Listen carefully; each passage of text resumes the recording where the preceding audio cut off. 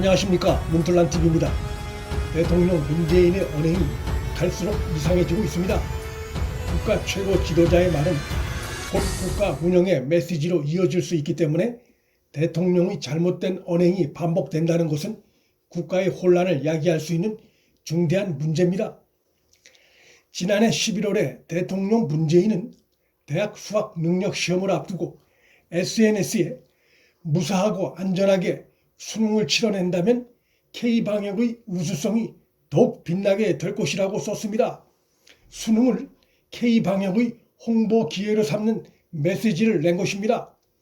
코로나19 감염 때문에 많은 학생들이 학교 수업을 제대로 받지 못해 불안한 상태에 있고, 또 일부 학생은 코로나에 감염돼 수능시험을 포기해야 하는 학생들도 있었고, 시험 당일도 감염 우려를 안고 시험을 치러야 했던 수험생들과 학부모들 입장에선 문재인의 이 같은 메시지는 정권 홍보에 속이 보인다는 차원을 넘어 메시지에서 넣어야 할 것, 빼야 할 것에 대한 이성적인 판단을 잃어버린 언행이란 비판을 받을 수 있습니다. 수험생들은 50만 수험생의 건강보다 K방역의 우수성을 인정받는 것이 더 중요하다는 말인가라며 분노를 표출시켰습니다. 문재인이 국회에 박범계 인사청문을 요청하면서 그 사유로 박범계가 판사 재직 시에 우리법 연구회 회원으로 활동하며 개혁적인 목소리를 냈다는 것과 2002년도 노무현 후보 지지 선언하며 판사를 사직하고 대선 캠프에 참여해 참여정부의 출범에 기여했다고 했습니다. 정당의 당내 선거에서나 내세울 법한 사유를 정치적 이념적 중립성이 중시되는 법무장관 후보자 사유로 내걸었다는 것은 누가 봐도 문재인의 판단이 정상 상태가 아니라는 것을 보여줍니다.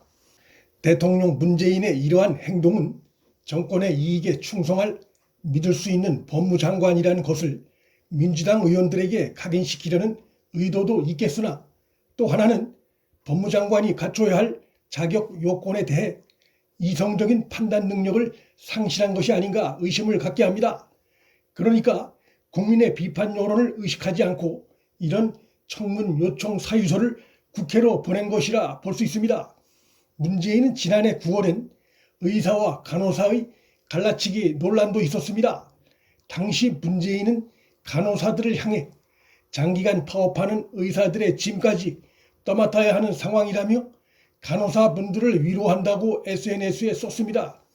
수술과 치료를 담당하는 의사들을 하루빨리 의료 현장에 복귀시킬 방안을 찾지 않고 간호사와 갈라치기하는 이런 문재인의 메시지는 누구에게도 도움이 안 되는 어리석은 메시지입니다. 국민에게도 간호사에게도 의사에게도 도움이 안 되는 문재인의 이러한 언행은 국민이 대통령에게 요구하는 국가 통합의 능력이 부족하다는 것을 스스로 실토한 것에 다름 아닙니다.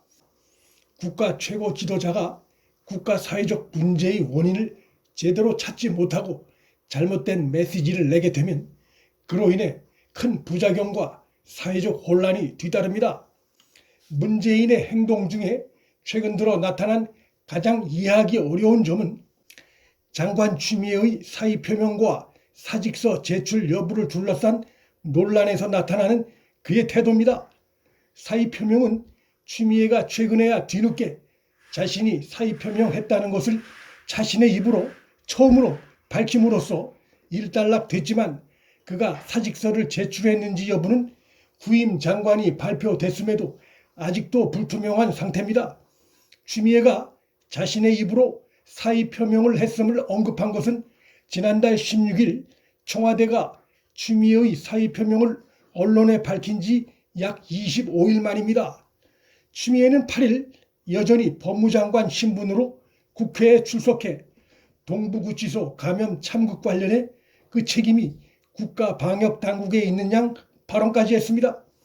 추미애가 동부구치소 사태를 국가 책임으로 떠넘기는 듯한 발언을 한 것이나, 또 자신의 거취 문제를 놓고 대통령과 갈등을 빚는 듯한 모습을 보이는 것이나 매우 황당한 모습이 아닐 수 없고, 이런 논란을 깔끔하게 매듭짓지 못하는 문재인의 행태는 대통령으로서 직무유기나 다름없는 비정상적 행태란 비판을 명키 어렵습니다.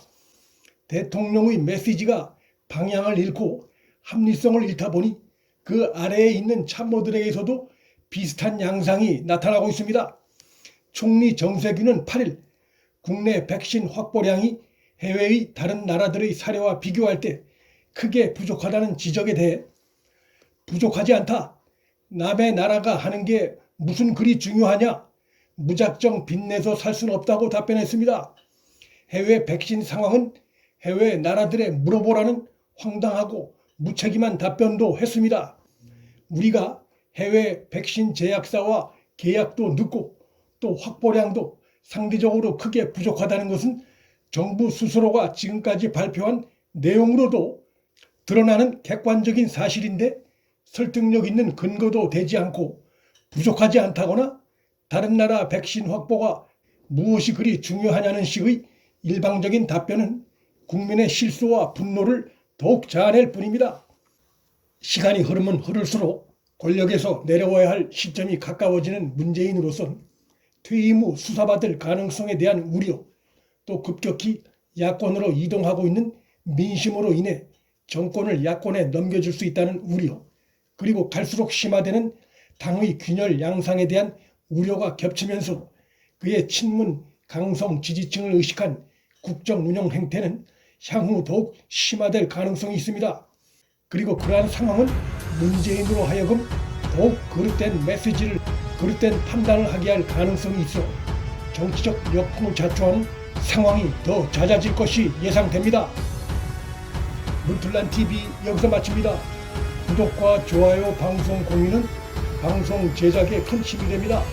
시청해 주셔서 감사합니다.